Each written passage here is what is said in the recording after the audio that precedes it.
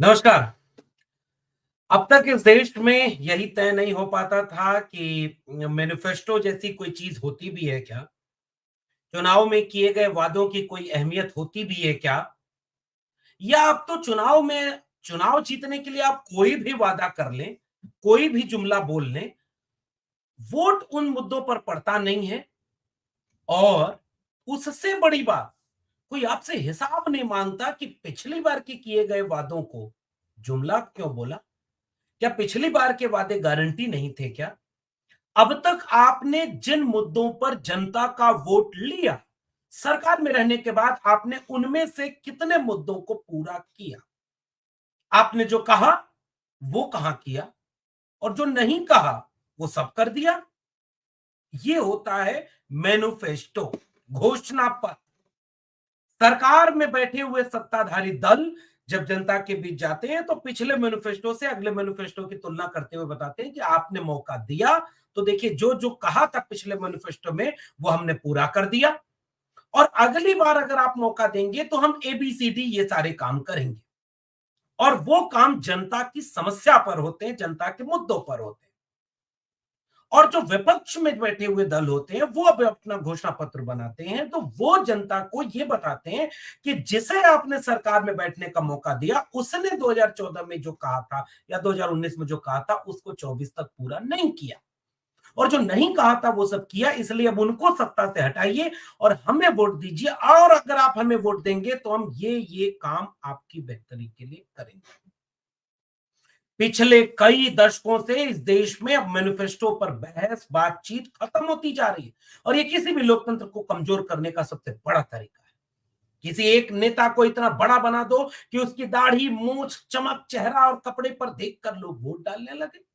किसी नेता को इतना बड़ा बना दो कि ताकि उसकी बातें ही इतनी बड़ी हो जाए। आज 14 अप्रैल है और आज बाबा साहब डॉक्टर भीमराव अंबेडकर की जयंती का दिन है। हम उन्हें याद करते हुए, नमन करते हुए उनका एक वाक्य पढ़ना चाहते हैं जो ये कहते हैं कि नायक पूजा सबसे खराब होती है, वो लोकतंत्र को भीतर से कमजोर कर देती है। और आज आपका देश नायक पूजा की गिरफ्त में आ चुका है और यह गिरफ्ती इस तरह से कर दी गई है कि उस नायक पूजा के बीच में सबसे महत्वपूर्ण चीज जो फंस गई वो ये है कि आज एक व्यक्ति अपने चुनावी जुमलों, चुनावी वादों और इन सब से ऊपर उठ करके नायक बन के जा रहा है कि मुझे देखो और मुझे वोट दे दो। इस बीच में मैनिफेस्टो पर बात होनी बहुत जरूरी है। तो आज भारतीय जनता पार्टी ने जो मैनिफेस्टो पर बात की है उसको बात करने के लिए आज आपके सामने कुछ बिंदु लेकर के आया। 13 दिन में मैनिफेस्टो बन गया। बीजेपी को यह बात समझ में आई कि मैनिफेस्टो आना चाहिए और मैनिफेस्टो लाने के लिए उन्होंने कोशिश कर दी और कोशिश करने के साथ उन्होंने यह दावा किया है कि यह बीजेपी का मैनिफेस्टो जो है यह घोषणा पत्र है नहीं, गारंटी पत्र है। ये गारंटी है। किस बात की गारंटी? किस बात का ये सारी चीज? ये पूरा होने की गारंटी। यह मोदी जी की गारंटी है, गारंटी की भी गारंटी है। इस तरह से यह गारंटी पत्र भाजपा का संकल्प पत्र बन करके आया। और इस भाजपा के संकल्प पत्र में कुल 76 पन्नों में से शुरू के कुछ पन्ने खर्च किए गए हैं नरेंद्र मोदी जी के संदेश, राष्ट्रीय अध्यक्ष के संदेश और राजनाथ सिंह के संदेश और उसके बाद सुशासन और विकास के 10 वर्ष करके 10 वर्ष की सर्वस्पर्शी समावेशी विकास का मॉडल पेश करने की बात। और पहला मॉडल क्या है पता है? 80+ करोड़ यानी 80 करोड़ से ज्यादा परिवारजनों को पीएम गरीब कल्याण अन्न योजना के तहत 2020 से लगातार मुफ्त राशन। क्या ये पिछले 10 साल की उपलब्धि हो सकती है कि एक सरकार अपने देश के 80 करोड़ से ज्यादा यानी अपने देश की आबादी के आधे से भी ज्यादा नागरिकों को इतना कमजोर 10 साल में रखे कि अगले 5 साल तक उसे 5 किलो अनाज मुफ्त में देना मजबूरी बन जाए और इसे सरकार उपलब्धि बता रही है। 50+ करोड़ लोगों को खाते में पैसा दिया और इसके आंकड़े कुछ और करते हैं। उन्होंने कहा कि 25 करोड़ लोगों को गरीबी रेखा से नीचे निकाला और नारी शक्ति वंदन, फिर युवाओं के लिए अधिकार, 27 लाख करोड़ रुपए के निवेश के साथ प्रधानमंत्री मुद्रा योजना और तमाम चीजें, ये खुला वो खुला, कौशल विकास किया, स्टार्टअप इकोसिस्टम विकसित किया, कितना रोजगार दिया एक भी चीज का आंकड़ा नहीं दिया। और वादा क्या था, 2014 में 2 करोड़ रोजगार प्रति वर्ष देंगे। तो 2024 में इसका हिसाब तो देना चाहिए कि 20 करोड़ रोजगार कहां कहां मिला है। आप युवाओं के लिए नए अवसर उपलब्धि वाले सेगमेंट में क्या लिख रहे हैं, पेपर लीक की रोकथाम के लिए। और 10 साल में पेपर लीक के बिना कोई इम्तिहान ही नहीं हो पा रहा है, ये उपलब्धि बता रही सरकार। किसानों को इतना ऋण देंगे, एमएसपी में लगातार बढ़ोतरी, और वादा किया था कि एमएसपी को गारंटी बनाएंगे, आएंगे एक एक सिलसिलेवार। और एनसीबीसी को संवैधानिक दर्जा दे दिया, राष्ट्रीय पिछड़ा वर्ग आयोग को। और राष्ट्रीय पिछड़ा वर्ग आयोग ने 69,000 शिक्षक भर्ती में यह आरोप लगाया कि उत्तर प्रदेश सरकार ने भर्ती में घोटाला किया है और ओबीसी को केवल 4.8% ही सीटें दी है। और वे घोटाला खत्म होना चाहिए। सरकार ने मान भी लिया कि हाँ ये घोटाला हुआ है, लेकिन उसके बाद भी आज तक उन 69,000 शिक्षक भर्ती के दलित, पिछड़े, आदिवासी लोगों को न्याय नहीं मिला। लाठी खाते, गाली सुनते, मौसम और सरकार की मार झेलते वो अपने रोते हुए घर लौट गए। और वही राष्ट्रीय पिछड़ा वर्ग आयोग, जिसे संवैधानिक दर्जा देने को नरेंद्र मोदी जी की सरकार उपलब्धि बता रही है, वो न्याय नहीं दिला पाई। ये ताकत है उसकी, ये आप बोल रहे हैं। एकलव्य मॉडल आवासीय विद्यालय बनाने की बात 2014 से अब तक के 3 गुने में करने वाले लोग 60% एससी एसटी ओबीसी को मंत्री तो बनाने का वादा कर रहे हैं, लेकिन डॉक्टर, इंजीनियर, वकील, प्रोफेसर, आईएएस, पीसीएस, जज और मीडिया में निजी क्षेत्र में हिस्सेदारी देने की बात नहीं कर रहे। तो एक एक करके जरा हिसाब लेना बहुत जरूरी बन जाता है कि उन्होंने क्या कहा। 2014 के मैनिफेस्टो में एक बार ये कांग्रेस पार्टी ने ये कहते हुए कि इसे माफीनामा कहना चाहिए और उन्हें देश से माफी मांगनी चाहिए, क्यों माफी मांगनी चाहिए उसका हिसाब वो दे रहे हैं। 2014 के मैनिफेस्टो के पेज नंबर 5 पर कहा कि स्पेशल टास्क फोर्स बना करके हम काला धन वापस ले आएंगे। 2024 में क्यों नहीं बताया कि कितने रुपए काला धन 10 साल में मोदी सरकार वापस ले आई, कितने रुपए काला धन ले आई। और नहीं तो इलेक्टोरल बॉन्ड में देश की सबसे बड़ी लूट पकड़ में आ गई कि चंदा दो धंधा लो, चंदा दो ईडी से बचो, चंदा दो वरना ईडी भेज देंगे, चंदा दो और जितना कंपनी का पूरा वेल्थ है उससे 10 गुना चंदा दो। इलेक्टोरल बॉन्ड से चोरी करके काला धन वाला खेल तो सामने आ गया। लेकिन 2014 के पेज नंबर 5 पर जो काला धन वापस लेने के लिए स्पेशल टास्क फोर्स बनाने की बात की गई, उसका हिसाब कहां है।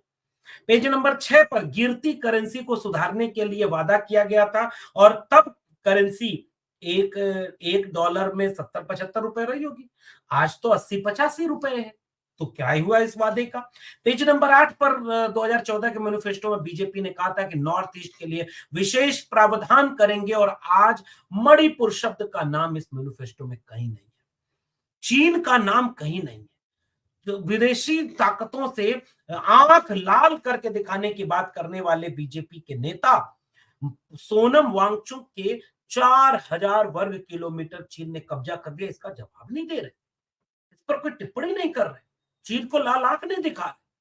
पेज नंबर 15 पर 2014 के मैनिफेस्टो में बीजेपी ने पेज नंबर 15 पर लिखा था कि 100 जिलों की गरीबी दूर करने के लिए स्पेशल पैकेज देंगे। वो 100 जिले कौन से हैं जिसकी 10 साल में गरीबी दूर हो गई, बीजेपी हिसाब क्यों नहीं देती।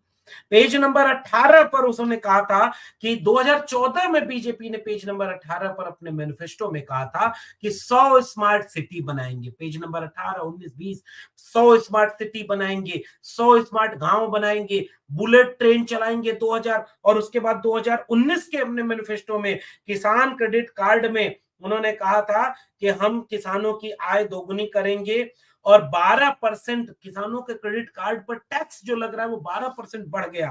पीएम किसान निधि में 2019 में दावा किया गया था कि हम इसको बढ़ाएंगे, और वो 67% तक गिर गई।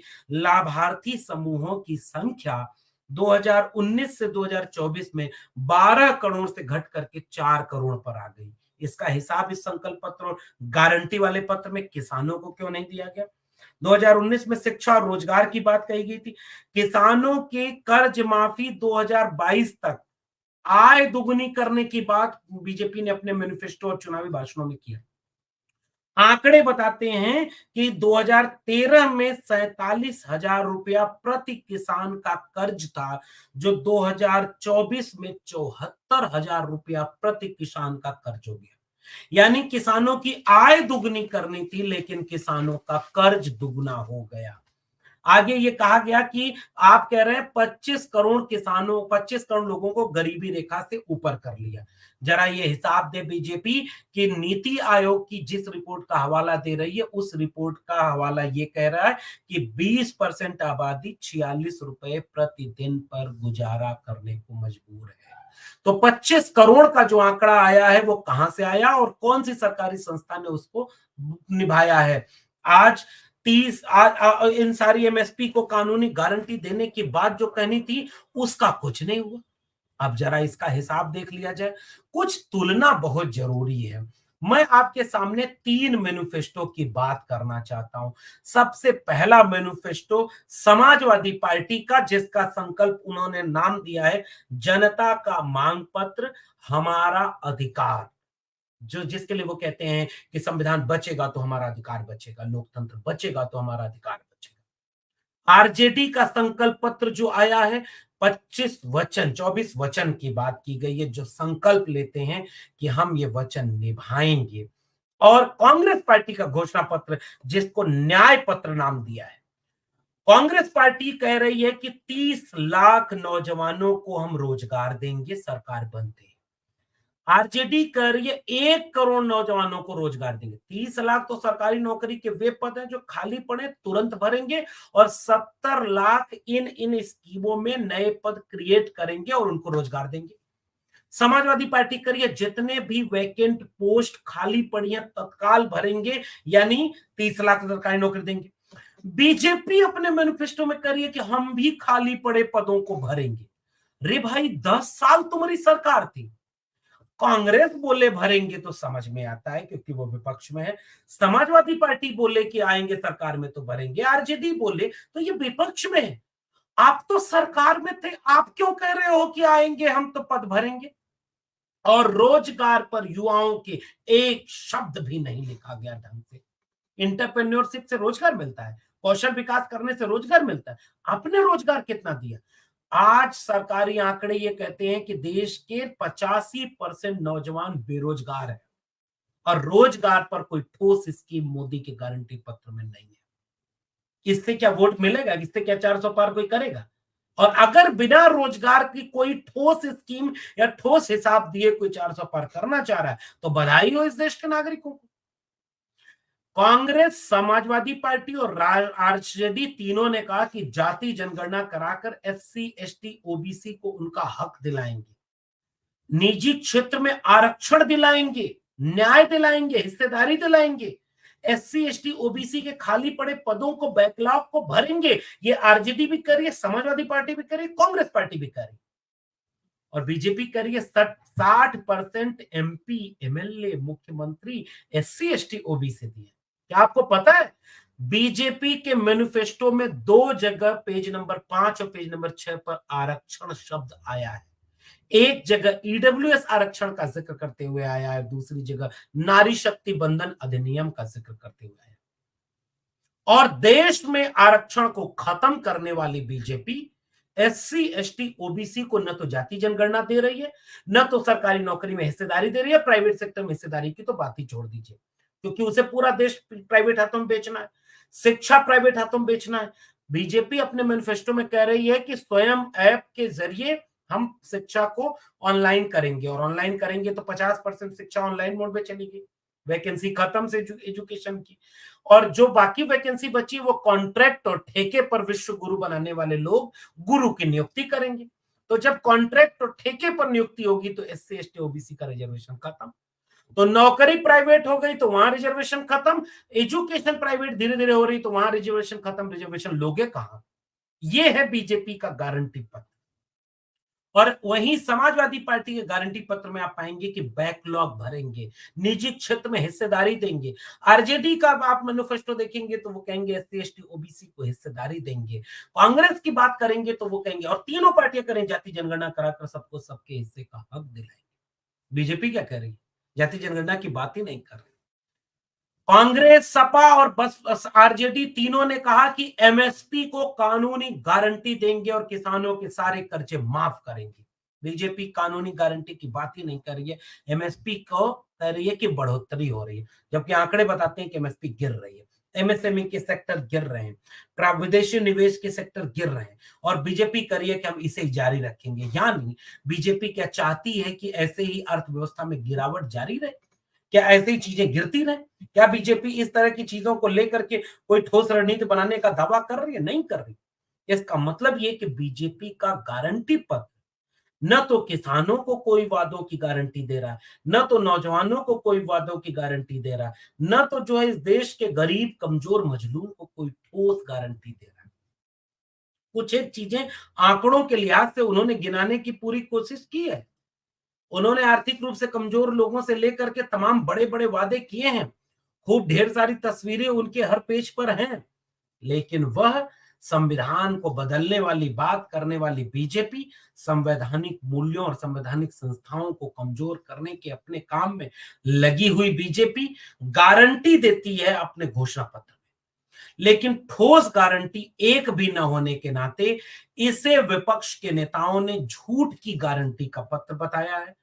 अन्यथा बीजेपी को वाकई अगर शुरुआत के पन्ने जो उन्होंने ये बात कहते हुए खर्च किया है, आप अगर बीजेपी के घोषणा पत्र को देखेंगे तो शुरुआती पन्ने सुशासन और विकास के 10 वर्ष, वो हिसाब देने के पन्ने, उन हिसाब देने के पन्नों में एक भी चीजें वह नहीं बताई गई जो 2014 और 2019 में गारंटी थी।